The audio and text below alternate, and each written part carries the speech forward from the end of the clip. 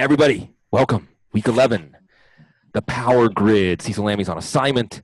Got Sigmund Bloom here. Of course, we're joined by the Lee brothers, Austin Lee, John Lee, Jeff Pasquino, with Dennis Pitta peeking at us over his shoulder. Devin Knott, special guest other than me this week, Danny Tuccitto. And right. yeah, and it's a joy to be back with these wonderful minds and all of y'all out there in the DFS world. This is a lot of fun. We're going to have some fun this week going over the Week 11 slate. 4 teams on bye, almost done with the bye week gauntlet.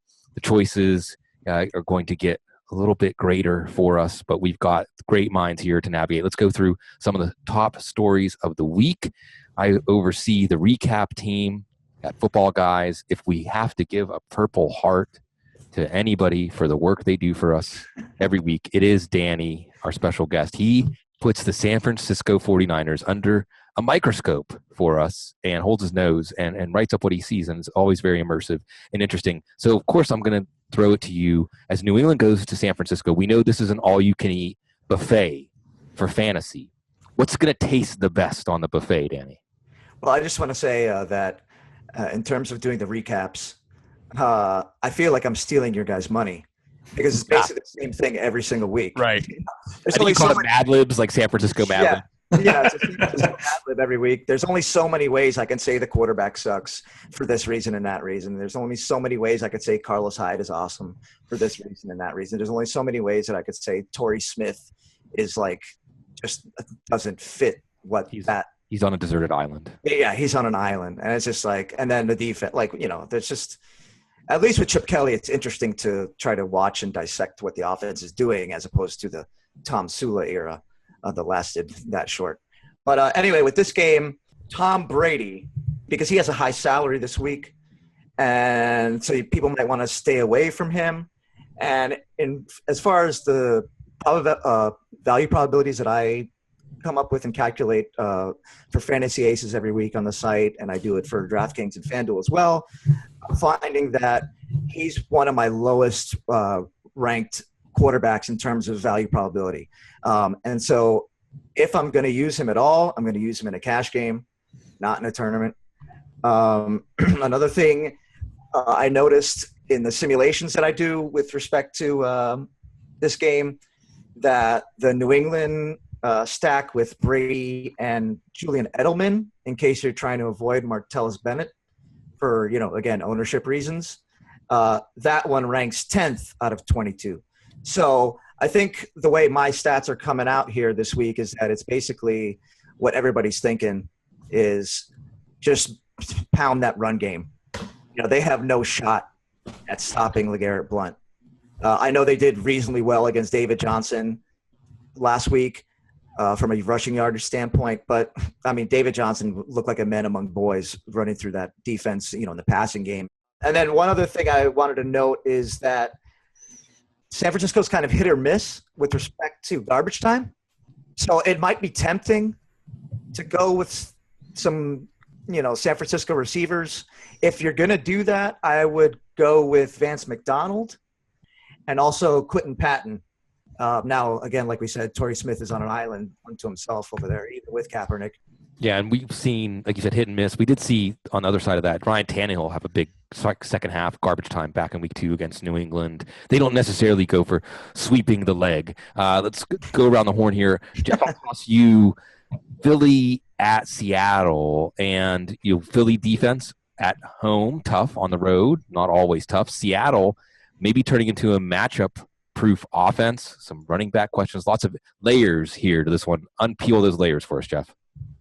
Yeah, it's going to be interesting because the Eagles have been really good at home but really poor on the road, and now you got a first-year quarterback on the road in Seattle. It's not a good place to go. I think last week the game script, which caught us all by surprise, in retrospect, 2020 hindsight, we should have known that they were going to run the ball to try and keep Atlanta off the field.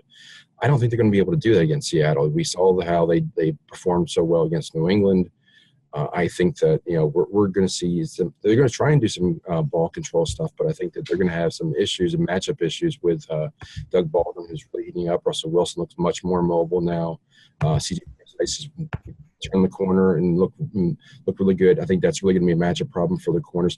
And again, the weakness of the Eagles defense is the cornerbacks. So I think Doug Baldwin is probably going to have a pretty good game. It's going to be a tough road to hoe for the Eagles this week. History repeating itself. It's interesting to see Russell Wilson and Doug Baldwin getting on track at this time. Devin, AFC South intrigue. Tennessee, Indianapolis, trying to get in that jockey for that stretch run position where they can overtake the Houston Texans, who are a bum steer headed to the glue factory. What do we see? The Colts, all these horse metaphors. Does that mean we like the Colts this week? Colts, Titans, what do you got? Yeah, I think the one player you have to like on the Titans is DeMarco Murray. The Colts are one of the worst DVOA teams against the run, and assuming Murray plays, he's dealing with the toe injury, but it doesn't sound like it's going to be too serious. It sounds like he's going to be good to go on Sunday. He's going to be the focal point of this offense. Marcus Mariota is playing great as well, so we all saw what Mariota was able to do against Green Bay last week. Indy also is giving up 288 yards passing per game. So there should be a lot of points in this game. On the Indy side, you have to like Andrew Luck. And then it's kind of pick your receiver here. Tennessee's is giving up about 270 yards passing per game. So I expect this game to be one of the higher scoring games of the week. And it should be back and forth, similar to what we saw last week. With the Titans versus Packers, except I expect it to be closer throughout the game. Well, let's go to those Packers. John, a really interesting one here because with Green Bay, now we've had a couple of weeks of trailing, garbage time, lots of points for Aaron Rodgers. Pick your targets there. Washington, who had to put 26 on Minnesota last week, is facing a team that gave up 47 points to Tennessee. So again, this seems like there's going to be a lot of offense in this game, but where can we make that offense intersect with our lineups? Yeah, this is a really interesting game to analyze from a DFS perspective because I think there are a lot of questions, and if you can come out on the right side of those questions, you certainly are going to put yourself in a situation to have a leg up on the competition this weekend. Looking at just the Green Bay offense, I think we can continue to look for Aaron Rodgers to do his thing. I think we know he has the ability. I will be largely off of Jordy Nelson this week. He's been highly targeted for the past few weeks, but I think that Josh Norman in shadow coverage should be able to slow him down to some degree. The receiver I'll be looking at in that offense is Randall Cobb out of the slot. Assuming he's 100% going into this game, it's actually the one position that Washington, from a receiving perspective, has struggled to cover for most of the year. So I think Randall Cobb is a guy that not a lot of people are going to be looking at in that offense. If you want to take a real chance, and if you can iron out exactly how much work James Starks is going to get this weekend, I think you could do worse than going after that Washington Redskins rush defense. It's allowing 4.6 yards per carry, and they've allowed 13 touchdowns, which is actually tied with the San Francisco 49ers rush defense that Danny was talking about earlier. So if James Starks is going to get his looks, and presumably we can imagine he's going to get a little bit more this week than he did last, I think that he's a decent GPP play. On the other side of the ball, for me, I think it's going to be a lot of Kirk Cousins throwing the ball against Green Bay. I know that Jeff has a take on this, and maybe he'll talk about it later. But I do think that this Green Bay secondary just is not anything. They've been terrible all season, and I think that Kirk Cousins, he came out earlier this week talking about how Jamison Crowder makes him a better quarterback because he's more accurate. I really think that this is another scenario where we could see him have a big game. He had a huge game 2 weeks ago in London against Cincinnati, and he bounced back last week with another big game. I think in my notes, he's had 720 yards and 4 touchdowns over the past 2 weeks. And I don't think a lot of people are going to be on him because they're coming off of that bye week there last week. And, recency bias plays big into DFS. So If you're looking to somebody, Jordan Reed just came off of a really bad week, and we don't think he's going to put up too many stinkers in a row. So I wouldn't be afraid to come back with him in this matchup. A lot of fantasy goodness to be had here. You just have to kind of plant your flag in the ground and take a stance. Yeah, the Green Bay defense is just in total meltdown mode at this point. And you mentioned Randall Cobb being 100%, and I don't know that that's a given. Yeah, so I agree. Devontae Adams could be someone to look at if we still see Cobb limited in practice. And on Crowder, I just want to go back to – and was he throwing shade at Crowder for being short? And I think that's what he was getting at, yes. Yeah, geez. Well, Crowder's been outstanding. Crowder has 5 touchdowns. The next highest receiver on Washington has 1 touchdown, and Green Bay I think has given up 14 touchdowns to wide receivers out of their 19 passing touchdowns. So Jamison Crowder looks like a good bet to score 1, if not more, in this one. And I'm fascinated by Rob. I know Rob Kelly might run 20 carries for 60 yards, but also 2 or 3 touchdowns because it's going to be to move up and down the field on Green Bay unless something changes. Rounding out these top games, Austin. Speaking of coming off a bye, Detroit, the first place, I like to say it as often as I can, the first place Detroit Lions, and then Jacksonville. And, when does the hook come out? I wish the coaches actually had a hook for the quarterbacks because Blake Bortles deserves the hook. What do you have on Jacksonville, Detroit this week? Yeah, they need like a giant gong from the Gong Show and like, yes, you're showing how old we are. Something. Yeah, Detroit has a really high implied team total this week, so you kind of have to dig for some gold here. They're supposed to score about 27 points. The question is who exactly is going to get that action, and I think you want to look to Theo Riddick and potentially Golden Tate here. Those are the 2 Lions players that I'll be targeting in EPPs, and Theo Riddick maybe a little bit in cash. That might be a stretch. But those are the guys I'm looking at there. If you're thinking Jacksonville and garbage time, I would not target Allen Robinson because I think he's going to be getting the coverage from Darius Slay in this matchup. So I'm looking more towards Marquise Lee as the top guy from Jacksonville that I would look at, but Allen Hurns is also in play here. I'm not really excited about Jacksonville at all. I'm totally fine with fading that whole team.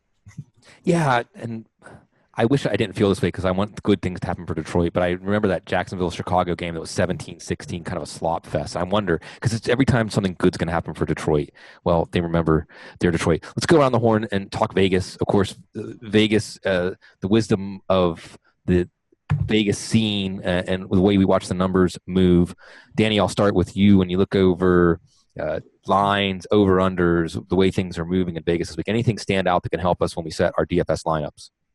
Well, in general, when it comes to Vegas, I try to go contrarian and try to look for games with high totals that are going to be lower scoring, perhaps, or vice versa. Games with low totals are going to be higher scoring than people anticipate, just because everybody focuses so much on Vegas and knows about how those lines impact scoring these days. So one game I'm looking at is the Seattle game against Philadelphia, where right now I have in my simulations, my lineup simulations, Russell Wilson and Doug Baldwin. That stack is a top 5, and then Wilson is top 5 in terms of probability of achieving value. So it's a situation where the price is right for that particular stack, and a lot of people aren't going to be on it because of the low total. So that's the game I'm looking at. Austin, what do you see? The numbers fly past us from Vegas, but we can pick a few out and give us some actionable intelligence. The Pittsburgh-Cleveland game started out the week as a really high-scoring game, and it's come down about 3.5 points in the over-under. I think some of that is related to potential weather that could come through there. So just keep an eye on the weather in Cleveland because that one has been trending in the non-fantasy friendly direction. I don't know, Sigmund, if you have any extra intel on Pittsburgh other than that. You nailed it. We were talking about this before we started. That I'm checking it every day because their forecast winds 25 miles an hour, which is above the line, I think, of significant for fantasy football. And then that implicates game scripts where Isaiah Crowell, who Hugh Jackson's saying he wants to get more involved, could get more involved. You got anything else for us, Austin? I think that means it'll tend to be more of a Le'Veon Bell game than an Antonio Brown game. Not that I'm going to like all out fade Brown, but I certainly will dramatically lower my exposure to Brown in cash. And Bell will be more of a guy that I will be looking at. Oh, Devin thinks Brown is the guy. What can Brown do for you, Devin? I think it hurts the deep passing game more than it hurts the intermediate to short passing game. It's going to hurt guys like Darius, the long guys, so Sammy Coates and Darius Hayward-Bay and those types of guys. I don't think Brown is going to be too impacted unless this game just gets out of hand early.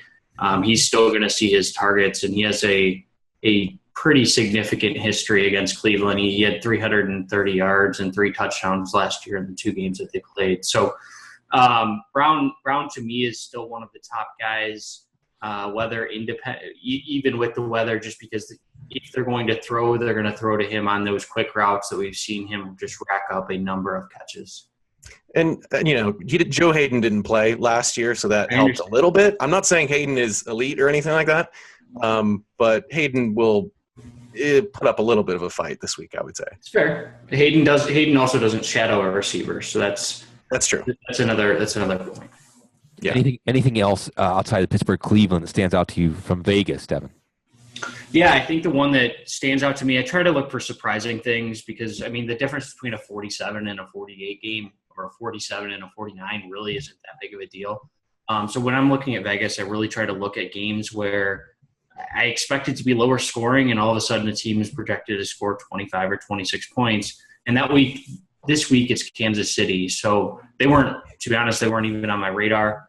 Heading into this game, but they're projected to score 25.5 points, which puts Spencer Ware and potentially Alex Smith into consideration, although I'm watching closely whether or not Jeremy Maclin is going to play, because if he doesn't play, that downgrades that passing offense as a whole. As we've seen Chris Conley, a lot of people liked heading into this week, he just doesn't do anything. So he's not a good football player. Maclin makes a difference for whether or not I even consider Alex Smith, but Spencer Ware to me is going to be in a lot of my lineups just because they're going to score 26 points somehow, and I'm not really sure how without Spencer Ware. Okay, Jeff, you were agreeing with that. I'm going to, since I get to steer, I'll toss in there though. I'm a little dubious of that, just because take away Eric Berry's pick 6 last week. Kansas City's offense really didn't do much at all against Carolina. Carolina's a good defense, don't get me wrong. Tampa Bay basically pulled Jay Cutler apart like a Thanksgiving turkey last week. Now, granted, I'm not saying they're going to do that, but Alex Smith doesn't scare me. So I see this. I see a game like that Jets-Rams game, like a 9-6 kind of game in this one, unless Kansas City finds something that they haven't had in their offense recently. But I think Kansas City will also frustrate Jameis Winston. I think both teams will have a tendency to go into a shell in this one. Maybe it'll be defense. Maybe 26 points to get there by defensive touchdowns. But Kansas City. Yeah, it's definitely possible. So maybe start Kansas City's defense. What do you got, Jeff? That is possible, but I think you have to remember that you got Tyreek Hill getting more and more action who can stretch that field, and Tampa Bay secondary is abysmal. So you do have some playmakers. You have Travis Kelce, you have Spencer Ware. Those are guys that can find the end zone. So go ahead, go Bloom. I'll just go and then I'll let you just run with it, whatever Vegas thinks. I'll say this. Last week, Tyreek Hill got open deep on the first drive. Alex Smith targeted him and got intercepted, and then Alex Smith went into his Alex Smith shell. Now, you're right. Tyreek Hill is a player that can – this is where the rubber meets the road, right? Because we see the potential. You're right that Tampa Bay's secondary has vulnerabilities deep, but Jay Cutler couldn't take advantage of them with Alshon Jeffrey. So it's going to be fascinating. I think the answer is, I think Devin's potentially right that the 26 points might get there, but it's Kansas City's defense that is becoming more intriguing the more we talk about this. What else you got from Vegas, Jeff? I think that the Tennessee Colts game is one of my favorites out there. I think that there's several games. Washington Green Bay is definitely going to be on the radar, but I think that you have to look at Kansas City was definitely one I wanted to mention, but I think that Detroit Jacksonville is interesting to me. I think that could be more higher scoring, but Tennessee Colts is definitely the one I think that's going to be high scoring. I think Mariota is really hot right now. You got Luck, who's a very attractive price point, especially on FanDuel. I think that could be a shootout back and forth. One thing to note here, going back to the Pittsburgh-Cleveland game, the biggest weather factor that gets overlooked is wind. and that impacts the deep passing game, we said, and also kicking. Not that Pittsburgh likes to actually kick extra points, just to rub that in. Sorry, but that does impact the scoring there. So I know that the metrics all point to the Pittsburgh kicker, but I would steer clear of that for certain this week. Jeff bringing up kickers earlier and earlier. Hey, yeah, it's good. But win is you got to get an edge wherever you can. I know that John Lee's going to give us an edge. What you see from Vegas, what stands out, what pops out of the magic eye of all those numbers? Well, the thing, it's actually somewhat counterintuitive for me, but I'm actually going to talk about defenses for once. This means you don't have to come back to me later in the show, Sig. The thing that stands pig fly right over my house. The thing that stands out to me as I look at the Vegas value chart here on Football Guys is that 5 of the 6 least implied team totals, or the lowest team totals, I should say, Miami, Chicago, Philly, Baltimore, and Tampa Bay, are all playing away. When I'm making out DFS lineups, the one thing I want to try to do is to get a good home defense that can put pressure on the quarterback and make things happen. You guys already talked about the premier one, and that is Kansas City. Playing at home where they're undefeated this year against Tampa Bay, it's an offense that's not afraid to throw the ball with a young quarterback. And outside of Mike Evans, arguably not a whole lot in terms of the receiving core. And so I'm completely behind this premise that maybe some of those points come from defensive scores with regards to Kansas City. But I think you could also make a case, I think Jeff said it earlier, with Seattle over Philadelphia. You got a first-year quarterback there playing in one of the toughest places in the NFL. Implied team total for Philadelphia is less than 20 points. And I think you could also make a case this week for the Giants, who I think have one of the best secondaries in the entire league. And they're going up against Jay Cutler, who gutted my bankroll last week in a much better matchup against Tampa Bay. So those are 3 teams that I think I'd be looking at from a defensive side this weekend. And I know that it's a road team, but Miami's defense against Jared Goff. There seems to be no reason. We're getting the defense and kicker segment out of the way. There seems to be no reason that Jared Goff should be starting right now. Cecil and I recorded this morning. He opined that maybe there was a call from upstairs that, it's time to do something. And do something can still sometimes be shooting yourself in the foot here. So we shall see. Let's go ahead and jump into our positional outlooks here. And let's start with quarterback. Devin, when you look over the quarterbacks this week, chalk, GPP, cash games, and of course who we like to be contrarian, who we like to fade. What do you see at quarterback this week?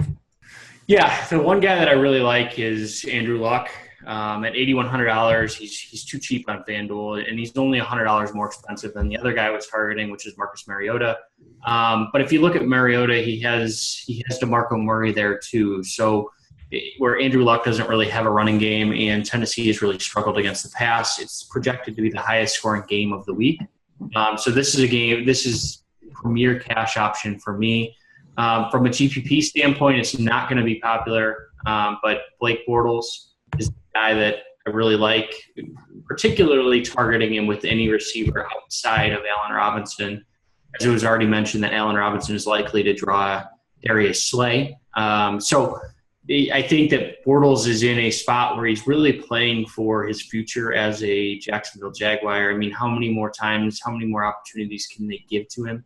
And we've seen big performances in the past. So Detroit's defense is susceptible, particularly against the tight end, although those numbers are a little bit inflated, and we'll get into that in a minute with their 3 touchdown performance week 1. But I think Marquise Lee, Alan Hearns, or Julius Thomas are all in play if you want to stack Bortles. Yeah, Detroit against quarterbacks, it's one of those many passing stats. They've given up this many touchdowns and this many yards to every quarterback except Brock Osweiler. Always except. That's one of our most used phrases this year in fantasy analysis, except Brock Osweiler. Austin, give us some other phrases about quarterbacks this week. Sure. Russell Wilson is especially cheap on DraftKings at only $6,100. I think that he's a really great cash and tournament play over there on DraftKings. He's even kind of cheap enough to play on FanDuel as well. I like the picks that Devin mentioned more, but I think if you're going to spread your cash around a little bit, Russell Wilson comes into play even on FanDuel. And then at the upper end, I agree with what Danny's saying. I think fading Brady here, mostly because of expense, is a choice that I'm going to make in cash games this week. And I'm probably not going to pay up for Aaron Rodgers either. So there's just other options that are cheaper that I'm not willing to spend all the way to the top on the quarterback food chain in cash games this week. Danny, with your patented advanced metrics, when you go deep diving, you put on your scuba gear, what do we find in the coral reef of wisdom about quarterbacks this week?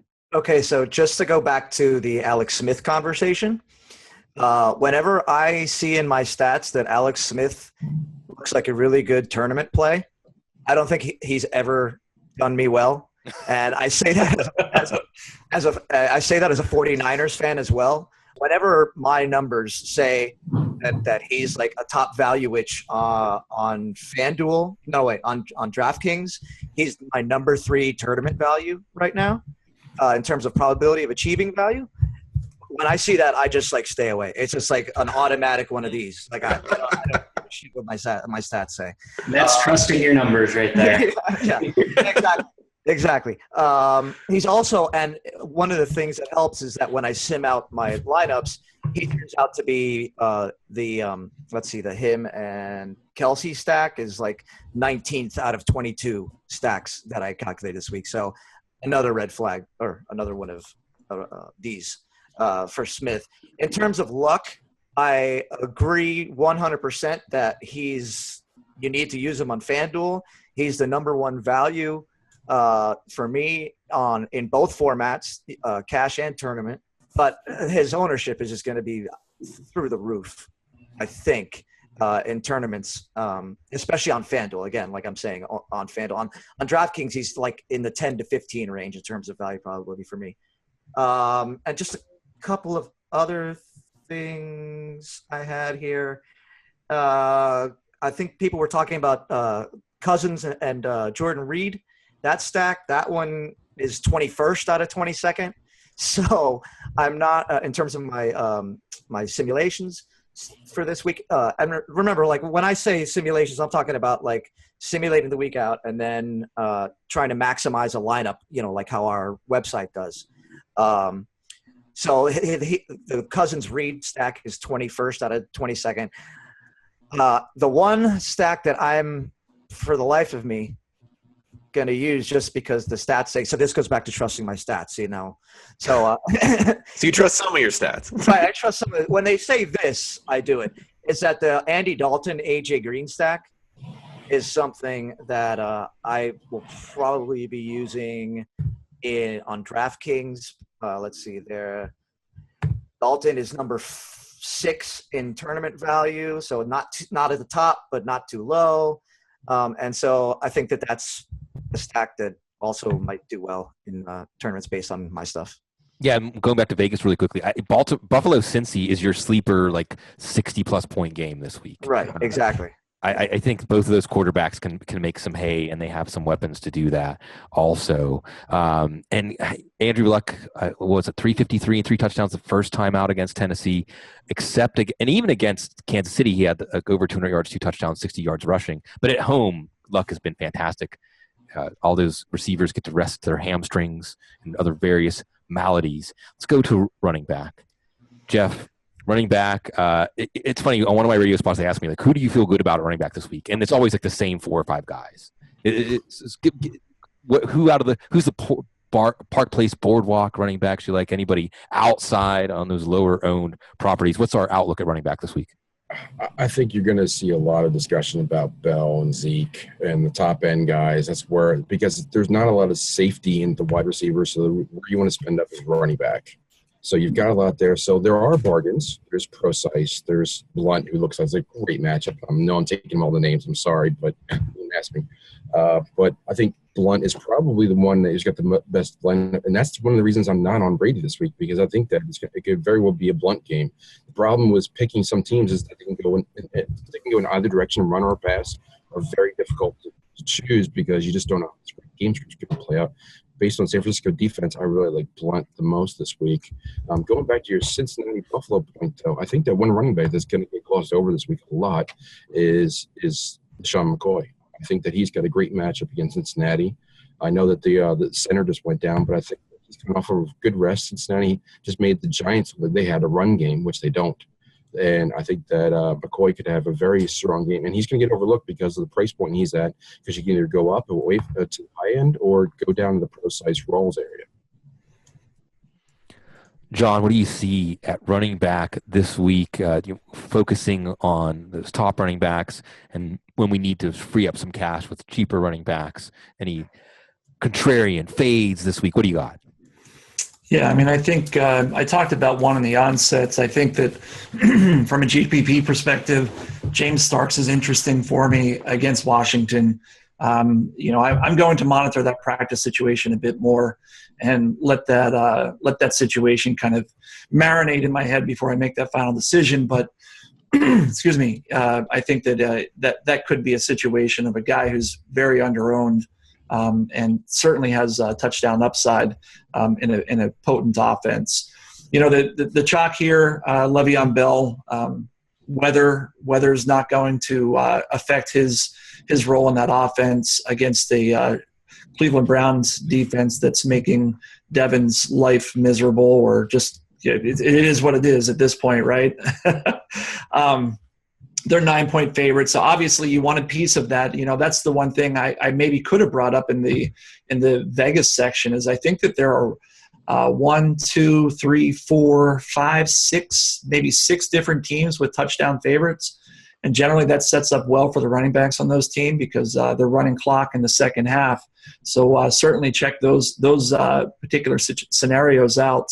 But I think let's not overlook David Johnson coming off of what he was probably the most heavily owned player in the industry last week in a prime matchup against the 49ers. And this week he's going to go up against a defense that everybody's afraid of in the Minnesota Vikings. Certainly the Vikings are going to get better this week because I think they return Eric Johnson and linebacker. Eric Kendricks, the linebacker. Captain Munnerlyn was out last week. It seems like he's going to be back this week. And I think that, Larry Fitzgerald, as much as I love the guy, but he's going to have his hands full with the captain. And it might be a situation where Carson Palmer, his best bet is to dump off to David Johnson. We know that he's game script independent, and he's got 100 all-purpose yards in every game this season, and is certainly a focal point of that offense. And I think he'll be underowned. So he's a guy that I'd be looking at in tournament play for sure. I'm going to add one more thing about James Starks. He wasn't on the injury report today, and he saw 71% of snaps last week. So it's looking more and more likely that he is healthy and ready to go. They wouldn't put him out there for 71% of the snaps. I think he's a great play against the Redskins, as John mentioned. And going back to Minnesota, Arizona, just for a second, because we can never get enough defense talk. And I don't know exactly how the prices are laid out where Minnesota, if you have to pay much of a premium for them. But Carson Palmer's had 2 absolute meltdown on the road this year against Buffalo and Carolina. Now, his stats still rehabilitated themselves against Carolina in the second half, but there was a lot there for those defenses. And they turned the ball over 4 times against San Francisco last week. So, Vikings are pretty cheap, actually. There you go. 3,300 on DraftKings, 4,500 on FanDuel. It's kind of middle of the road. So definitely an option on a week where they probably will be underowned on the road. Yeah. So, Danny, let's go back to, again, what you see. And I love the idea, too, of there are certain players that when your simulations say, this is a good play this week, that means go the other way because of experience. And I think what that really stood for with Alex Smith is he tends to underperform expectations when you're comparing him to like an average NFL quarterback and what they should be able to do against defenses. When you run the simulations at running back, what pops out? You got to pay up for running backs this week on FanDuel because – in terms of how many of my FanDuel running backs have value probabilities above 33%, meaning they would need to, get 3x in tournaments, there's only 5 of them. So you're better off paying up at running back this week. And the final thing I'll say is that, again, with Elliott, I'm going to use him And what I'm going to do is, since we're talking about defenses so much, I'm going to stack him with Dallas's defense on DraftKings. Very interesting, Joe Flacco. I was going to bring up Joe Flacco in the stacks coming soon. Spoiler alert. I'll just add a couple little codas because this piggybacks off what you were saying, Danny, about there being very few running backs outside of the top that might project for 3 times or more.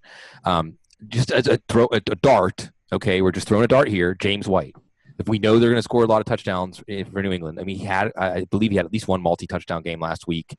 There's no law that says they have to call LeGarrette Blount's number inside the 5, and that James White can't be on the field. See about Deion Lewis there. And I know we brought up the weather Isaiah Crowell. And the thing about Isaiah Crowell is he's good. He's a really good football player. He just hasn't gotten a lot of opportunities lately. If that game can stay artificially close because of weather and he can get up, I think every time he's gotten over 15 carries this year, he's been really good. So, and we know Crowell has the chance to break a long run on any touch. All right. That's Sig, if I could just, since you brought him up, I'll just tell you that Crowell is my number 2 value probability, has the second highest value probability at running back on DraftKings this week. So, yeah. And one thing about Crowell, he hasn't been the same since Joel Bitonio did go out with an injury. So it's true. Yeah. But this is the Pittsburgh Steelers, who tend to underachieve exactly when you think they should be able to handle a game with no problem. So it's still Cleveland. Okay, let's go to wide receiver. John, I'll toss it to you first. Wide receiver, again, is unreliable. Your money's not safe, so we need even more shelter. Where can we find security? Yeah, this is where games are going to be won and lost this week in DFS. I think that it's pretty straightforward. The options you have at quarterback and running back, I think we've just outlined quite nicely that you want to spend up there. Our normal candidates at wide receiver, the Mike Evans, the Antonio Browns of the world, I think this week there's reason to have pause. That's not to say that you shouldn't play them. But a lot of these guys are in tough situations in terms of their prospective coverage, personnel coverage, and game scripts and that kind of thing. Some of the ones that I'll be looking at this week, I think that these guys in Jacksonville, Alan Hearns, looks like he has a decent matchup. We already talked about Marquise Lee. T.Y. Hilton is probably way up in the list for me this week. I really think you have to be careful, though, with like Jordy Nelson. I talked about him earlier. I think that he's going to get shadow coverage from Josh Norman. And, Josh Norman, I think he's better than he's played this year. If I'm paying a premium for a receiver, I want him in the best possible scenario. And that means I don't want him covered by somebody who I perceive to be really good, like Stefon Diggs, who's going to be shadowed by Patrick Peterson this week. Bruce Arians already came out and said that.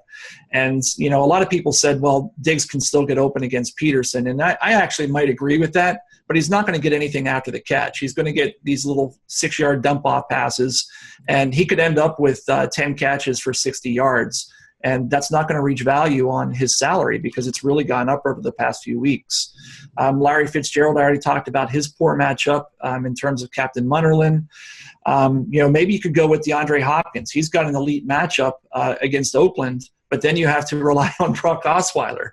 And so what I'm doing here is painting a picture that you're really going to have to be careful with where you spend your money this week. And that's why I think you need to spend it at running back and then find those good value receivers. And I've mentioned a few here. I think that T.Y. Hilton is reasonable. I think that you could do worse than maybe Alan Hearns or Marquise Lee there in Jacksonville.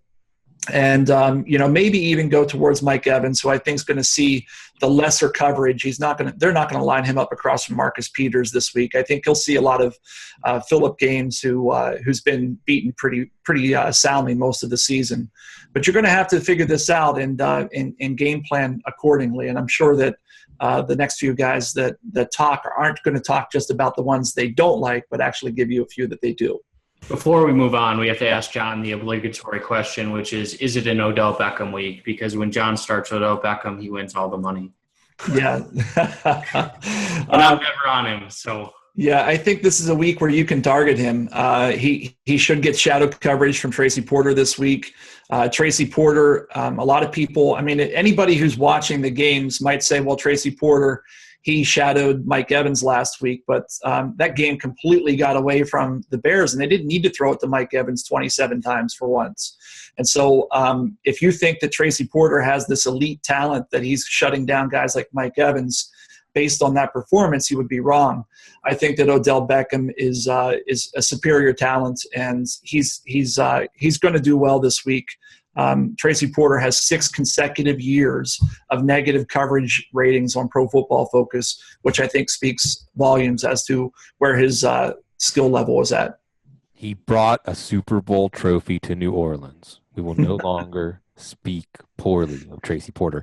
Who will we speak poorly and speak highly of this week at wide receiver, Devin?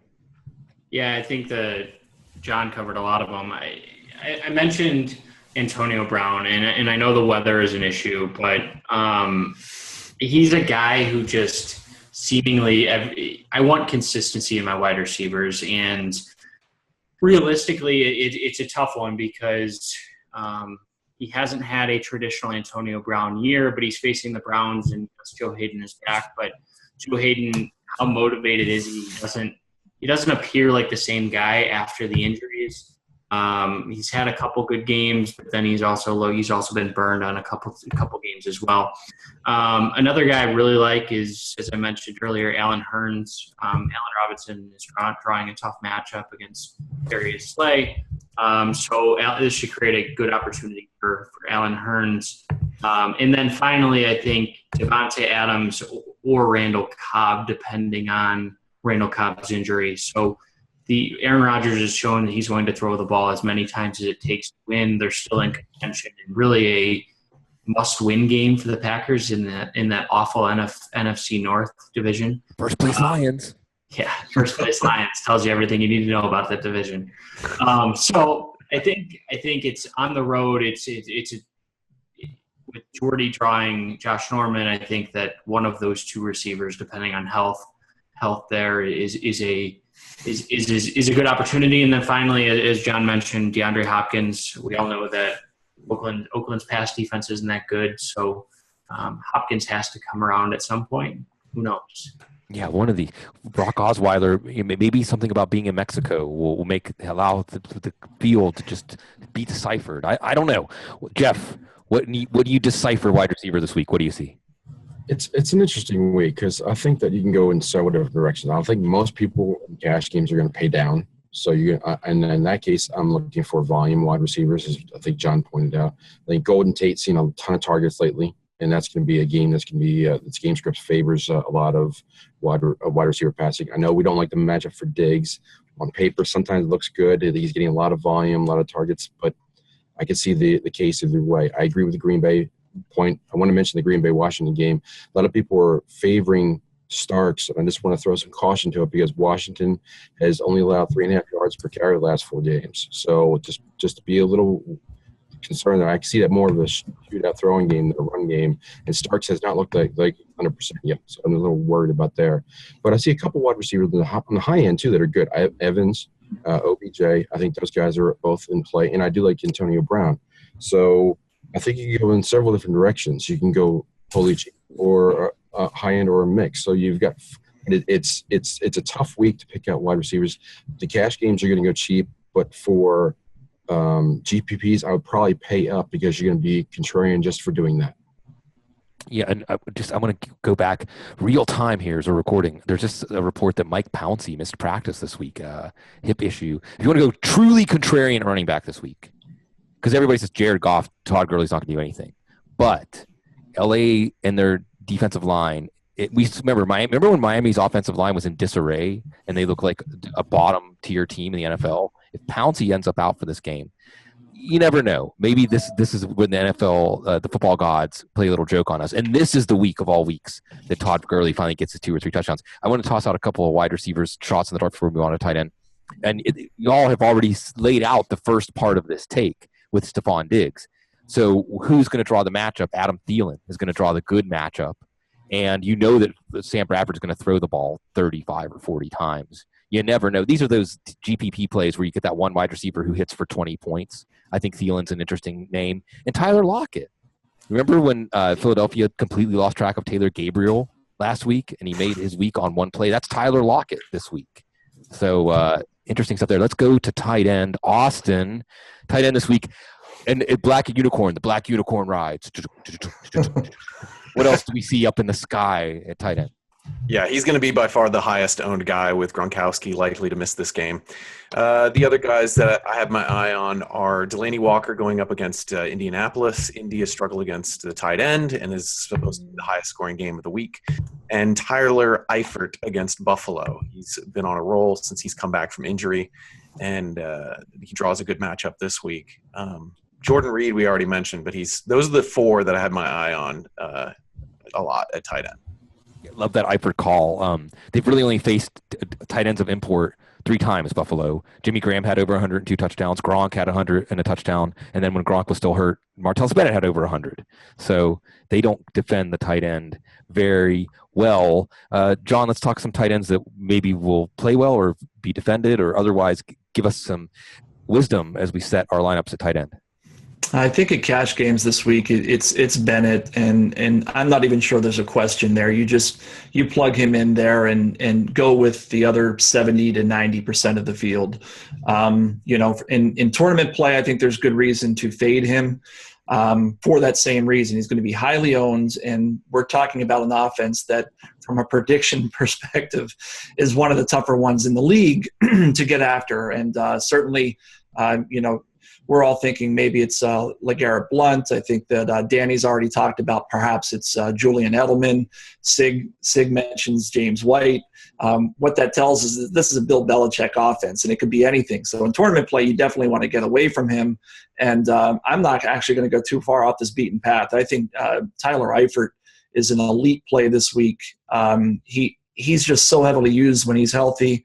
And in that matchup, for all the reasons you just described, Sig, he's a great he's a great option because he's got double touchdown upside, and the matchup is great, and he's somewhat expensive, so that a lot of people don't like to spend up at wide receiver at tight end unless they're getting a guy named Rob Gronkowski. Jeff, we don't have a guy named Rob Gronkowski to talk about at tight end. Anything you want to add to the tight end picture this week? Yeah, I'll throw out 2 more names to discuss. And I think that, I was heavy on the Tennessee game, and I am last week, and I'm big on that offense this week. But Delaney Walker, I think, is going to get overlooked. And he is the number 1 target for that offense. I think that and I'll also say this, on sites where you can start more than 1 tight end, this is a very good week to start 2 tight ends. So it's much more reliable than wide receivers this week. One other name I wanted to throw out there, with Detroit's play. Don't forget that. They can't cover any tight ends. So Julius Thomas is going to get overlooked because no one wants to rely on Blake Bortles throwing, but Julius Thomas scored a touchdown last week. In Detroit, we've seen C.J. Derowitz become fancy relevant against this offense or defense. So you have to consider him at least, especially for GPP plays. But there are 6 or 7 very viable tight ends. I think all of them could hit value this week. So you really have to look for good upside and consider playing too. And shot in the dark, GPP, shot in the dark, Ladarius Green, who should be involved a lot more for Pittsburgh this week. Of course, weather pending.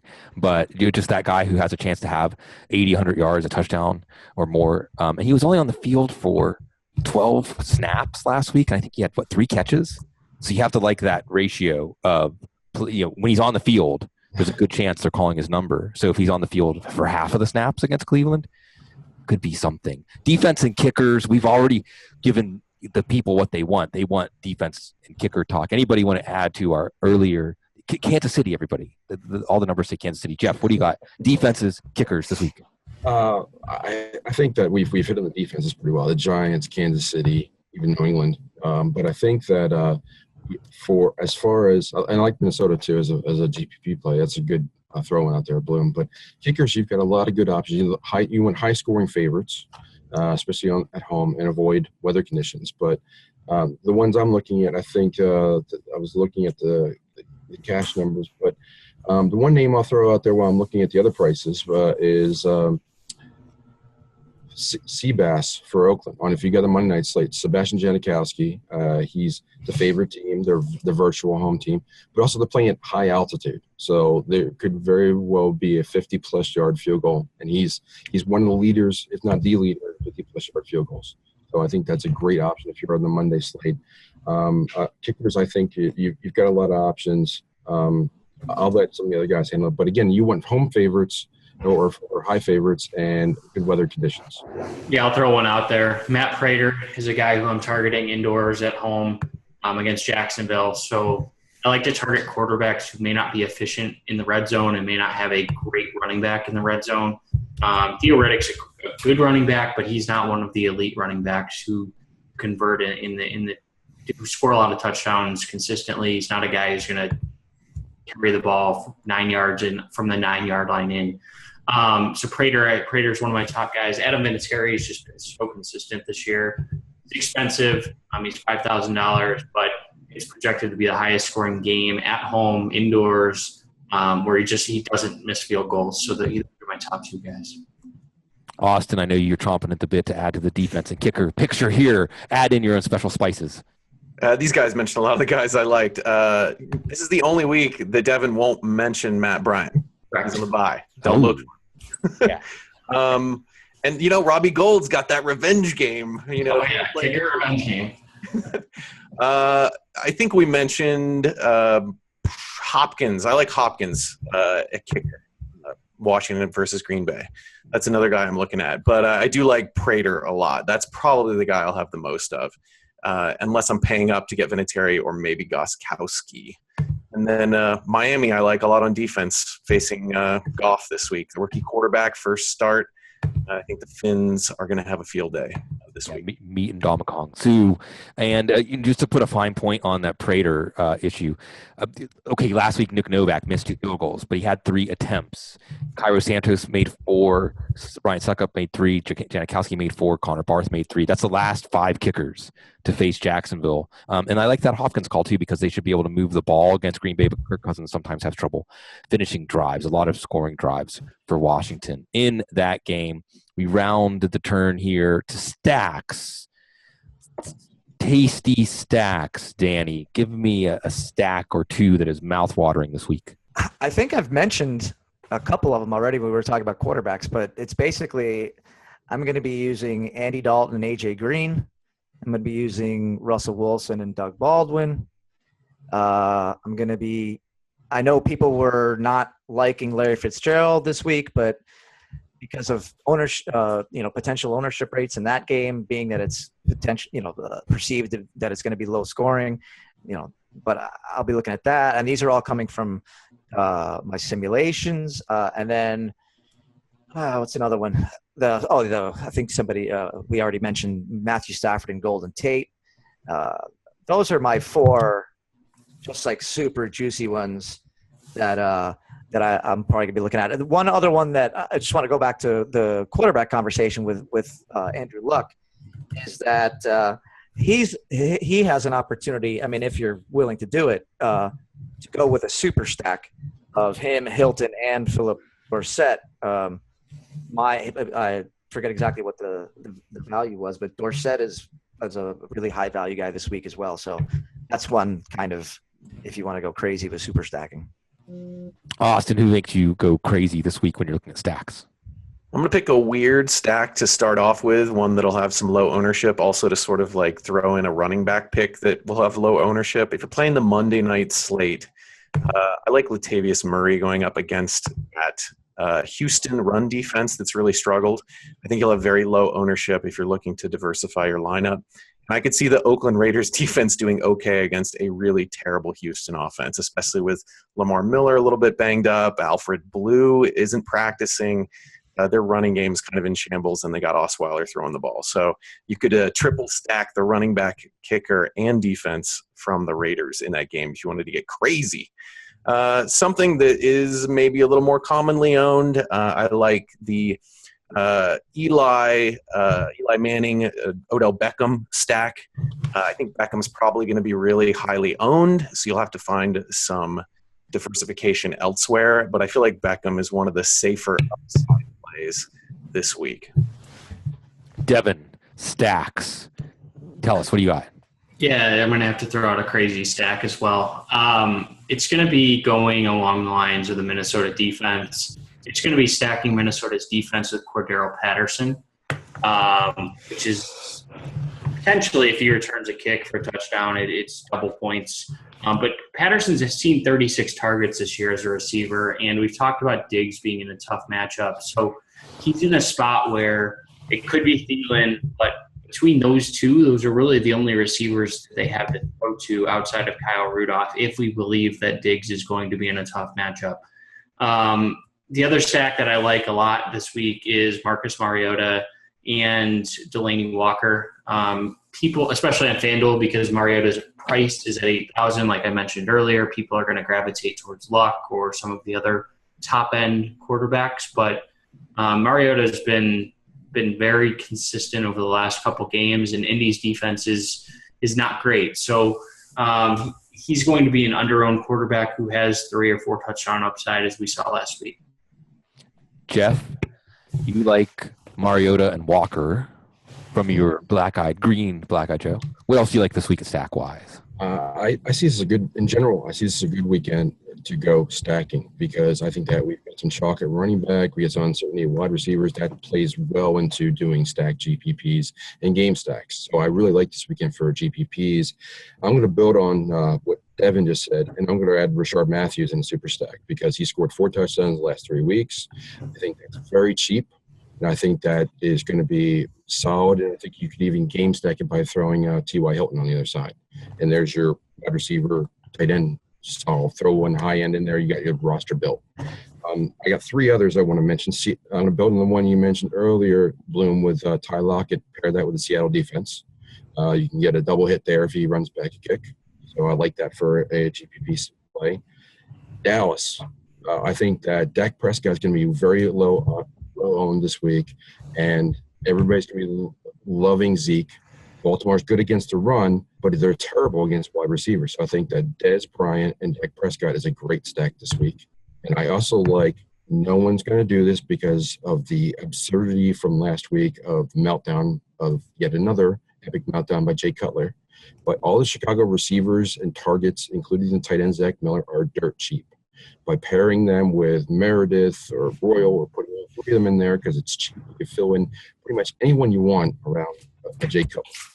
God help you. If it happens, it happens. No one will be on it. But those guys, even if you could go anti-naked Cutler wide receivers, because they're going to be, fully dressed Cutler, we'll call it. But I think that all the targets for Chicago, they're going to have to throw the ball, and I think that they're so dirt cheap they may hit value just on that very case there. John, I know that Jay Cutler scarred you last week. I could tell. Scarred. All of us. Expression. Yes. I had to wear this yesterday because of Jay Cutler. That was on the Roto Grinders Football Guys show. He had to embarrass himself thoroughly because of Jay Cutler. And Jay Cutler embarrassed himself. But let's brighten up here. Let's do the daily affirmation of stacks. What do you got for us this week? All right. So, I think there are 2 that I'm looking at now, and certainly check back with my article on Saturday, and you get my final thoughts there. But on a Monday night slate, I really, really like the Brock Osweiler, DeAndre Hopkins stack this week. No team in the league is allowing more big plays through the air than the Oakland Raiders. Or is that right? Am I right? That's right. That's okay. right. Sorry, I'm getting to my other stack. Las Vegas Raiders. Wait. This year, we're not Vegas yet. They've actually given up 11 40-yard plus plays, which is more than Tampa Bay. And DeAndre Hopkins' price and reputation at this point has dropped to a point where he becomes a legitimate GPP play. I fully recognize this is entering Jay Cutler territory when you're asking Brock Osweiler to keep it right beside your desk there. But this is a GPP play, right? I mean, Jay Cutler, I wore the boa because I had him in cash. In GPP, you're allowed to make mistakes. You can't do that in cash. But getting back to Sunday, I think somebody else mentioned this earlier. I really think that Alex Smith and Tyreek Hill is a decent play for a lot of the same reasons. I mean, Tyreek Hill, he's just so fast, and I don't think that there's a good matchup in that secondary for him. He could get behind this defense. He's been targeted quite a bit over the past few weeks. I think he had as many as 13 targets last week. And Jeremy Maclin, as of today, which is Thursday when we're recording, he still hasn't practiced this week. So I think we could make an argument that maybe not 13 targets, but certainly close to 10. And we know he's getting high-value targets in the sense that they're big missiles. And I think that against Tampa Bay, he's a guy that I'd be looking at, and you can have that Smith-Hill combo for 12-1 on FanDuel or 9-8 on DraftKings, which leaves you a lot of flexibility elsewhere. And before we get to parting thoughts, I'm going to go another direction on Kansas City stacks. So you said 26 points, Devin. 2 defensive touchdowns and 4 Cairo Santos field goals. The Santos Kansas City stack, everybody. Kansas City deep stack. And I'm going to make a total left turn here. And GPP, like John said, we can make mistakes. So here's a potential mistake you can make. Joe Flacco has been immensely disappointing, right? Like 5 of his 9 passing touchdowns have been against Cleveland, but he hasn't had a healthy Steve Smith very often this year. And you go back to the matchup against Oakland, a thriller, a 28-27 thriller, when Smith had 8 for 111 and a touchdown. Flacco had a 298, I think, and a rushing touchdown and a passing touchdown. And Baltimore is a team that, and this is all just anecdotal, okay? But I think they tighten up. I mean, tighten up in a good way, play up to their competition at times. I think at Dallas, like we saw with the Steelers Dallas game, you may see a heavyweight, punch back and forth. And that just makes me think Steve Smith. That makes me think 11 catches for 150 yards. Just Flacco and Smith keep going back and forth. Dallas's pass defense is not good. And Baltimore, their run defense is good. That one's a really fascinating combination to me, as I do think Baltimore's in the thick of a divisional race, and I don't think they're going to roll over for Dallas. So watch Dallas win 41-3 in that game.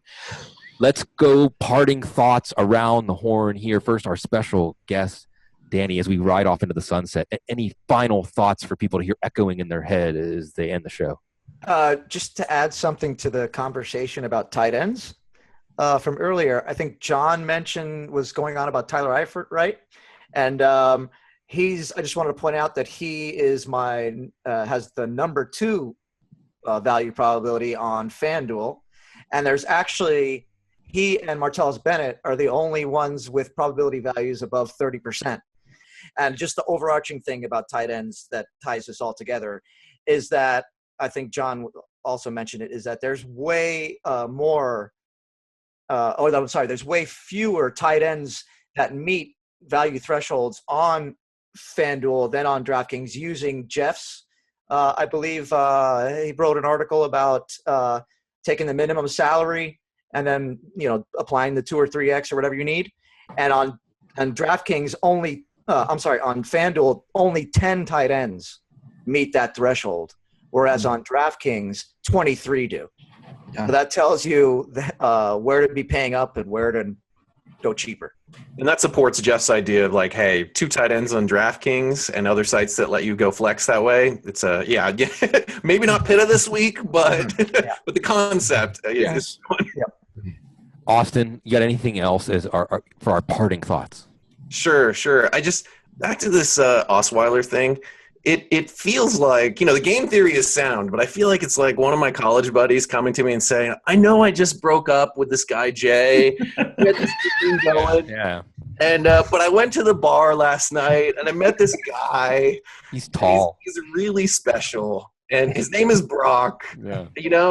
Call me crazy. He paid for everything too. He's got a lot of money. Keep the boa. Keep it close. There it is. Put it back on. Yeah, Jeff, and it's a good look. I like it. It feels nice. It feels saucy. Jeff, you have any saucy takes for us as we ride off in the sunset? I think we've hit on some good points this week. I think it's more of a GPP play, more of a stack play. And I want to point out, I know Danny wouldn't do this for himself, but I have to say that his article and his projections are fantastic over the article. Acing Aces, I use it every week. I play on Aces. I actually banked a GPP earlier this year using some of his numbers, so I appreciate that. But I will tell you that if you're not playing on fantasy Aces, we talk a lot about fantasy. We talk about FanDuel, DraftKings. But with this being a GPP favorable week, in my opinion, the one site to go to play 2 quarterbacks and 2 quarterback stacks is Aces. So Fantasy Aces, playing a tournament there, it's a great option. Read Danny's article every week. It's applicable to all different sites. It's great numbers, and I think it's one of the best in the business, and I love reading it every week. That's very kind. Thank you. Yeah. And it is. You learn, not just teach a man to fish. You get the fish. Also, John, what do you have with our wisdom this week? You look as like sagacious with your plumage.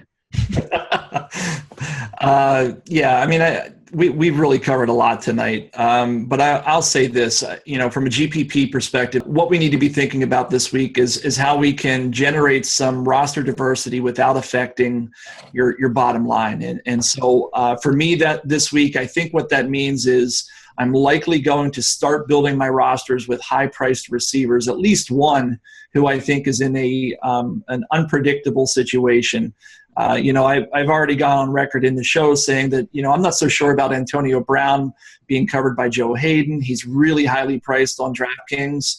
The weather situation's not right, so that's going to take a lot of people off of him.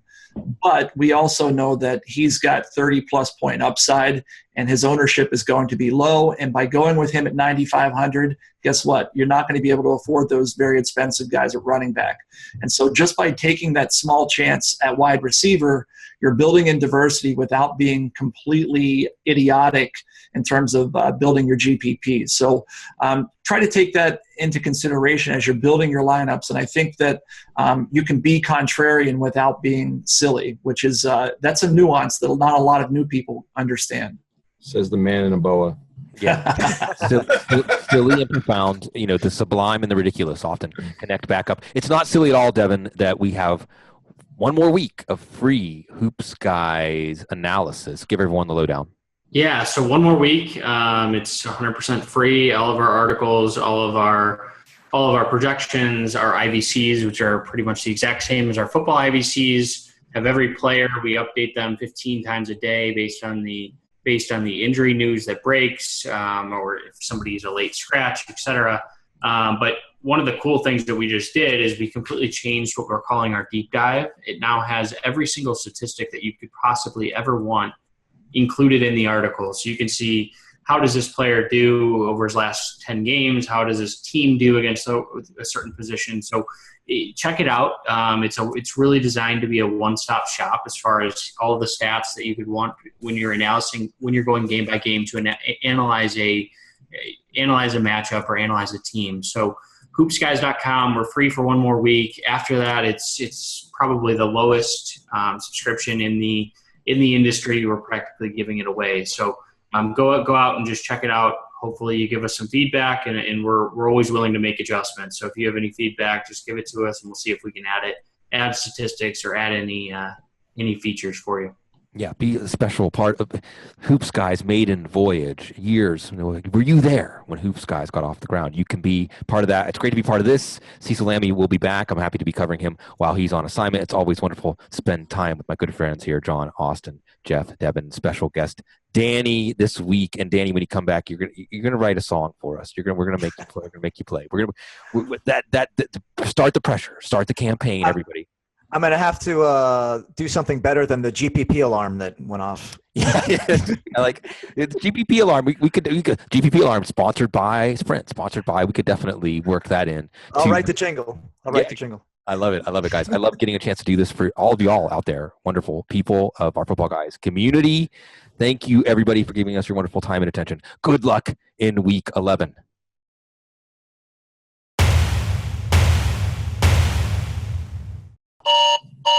Sorry. That's the GPP alert. You're going to win. You're going to win.